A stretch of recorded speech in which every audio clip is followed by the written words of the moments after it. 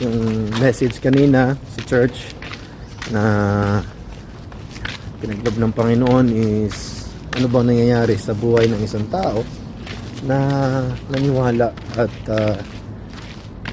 nanampalataya, no? Sa resurrection ng muling pagkabuhay ni Jesus. Ayan.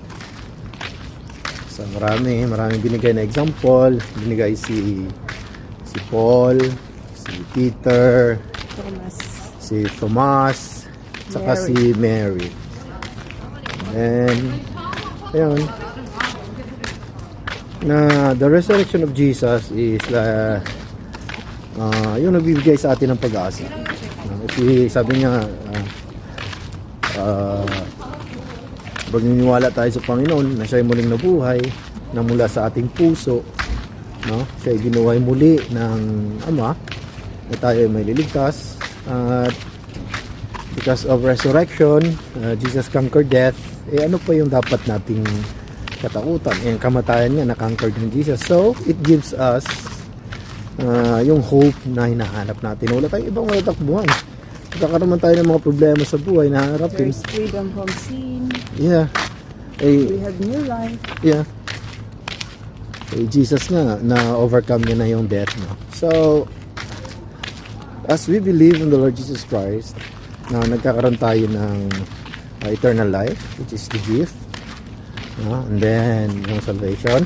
And then, yung transformation in life.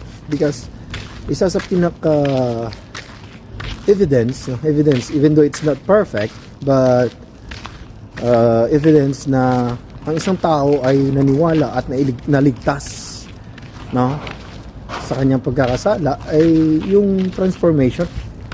Because those people that didn't believe, those people that didn't accept Lord Jesus Christ, that those people na sin, andyan pa rin sa sinful nature nila, ay hindi yun maniniwala. Walang transformation yun na magaganap sa kanilang buhay. Kasi walang therefore if anyone is in Christ, he is a new creation. The old is gone, the new is come.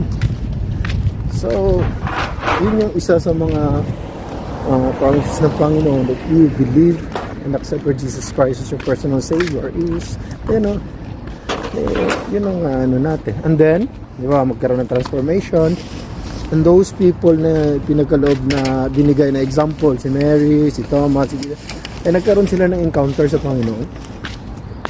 Paul was going to Damascus, and he encountered God. Thomas, sabi niya, hanggat hindi ko pa nakikita, hindi ako maniwala. So Jesus visited them. Peter, who denied him 3 times, and back to his old ways, binisita ng Panginoon. Nag-encounter sila. And then si Mary, Jesus opened her spiritual eyes when Jesus called her name, Mary. Kasi hindi niya naisip yung pag-resurrect ni Jesus. Yeah. So yan, there's a lot of things happens to those people, that believe and accept Jesus Christ as their personal Savior. But if you will choose to stay in your unbelief, walang magbabago po sa buhay. You will continue sinning, you will continue your life na ganun pa rin.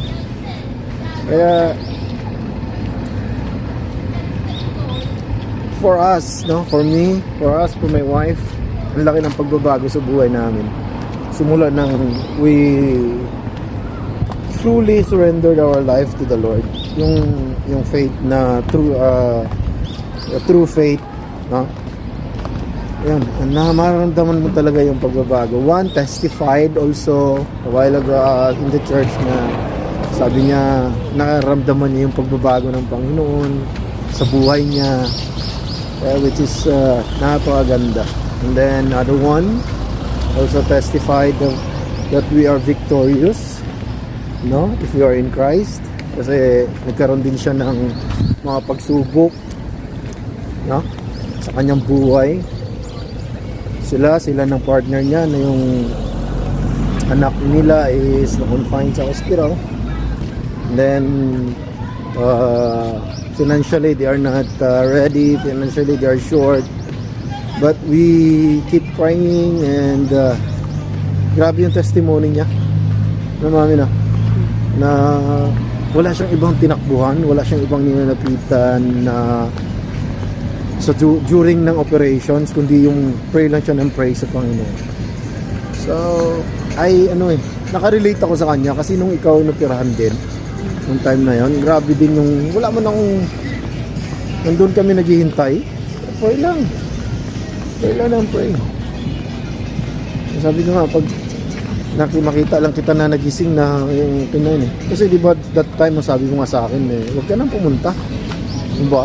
Kasi operahan din naman ako Kasi hindi ako nanago. because she is not right. I was ready.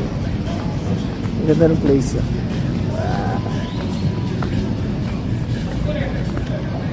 So maganda yung place na to, pero hindi to bagay sa mga kabataan dapat Ito yung place na to.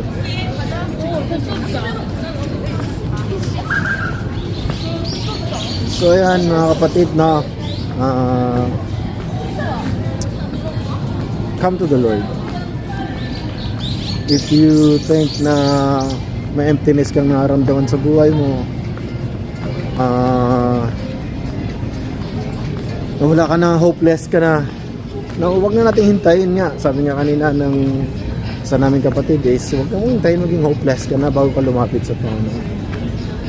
Kaya ngayon pa lang, lumapit ka sa Panginoon being grateful. Lord, salamat sa mga biyaya, salamat sa pagbigay mo ng buhay sa amin para magkaroon din kami ng pag-asa na darating ang time, no? Na magkita-kita kami ng mga kapatiran, no? Doon sa buhay na walang hanggan na yung pinagkaloob sa amin. So kung ikaw ngayon ay hindi ka pa sure kung mangyari man yung mga hindi mo inaasahang that you will experience physical death, no? Hindi mo alam kung saan ka pupunta, no? We encourage you, no? And we will pray for you. Just comment and to accept Lord Jesus Christ as your personal Savior, para ikaw din ay maramdaman mo ang pagbabago ng Panginoon sa buhay mo. Tunnel of love. Yeah, there's a tunnel of love here. Jesus loves you, mga bro. Jesus loves you. And Jesus loves is agape love, which is the unconditional love. Walang kapalit. No? Pure love. Right? So, here you go. So, mga bro, God bless everyone. And once again, this is Bro Romel and this is my wife. So, see you next time.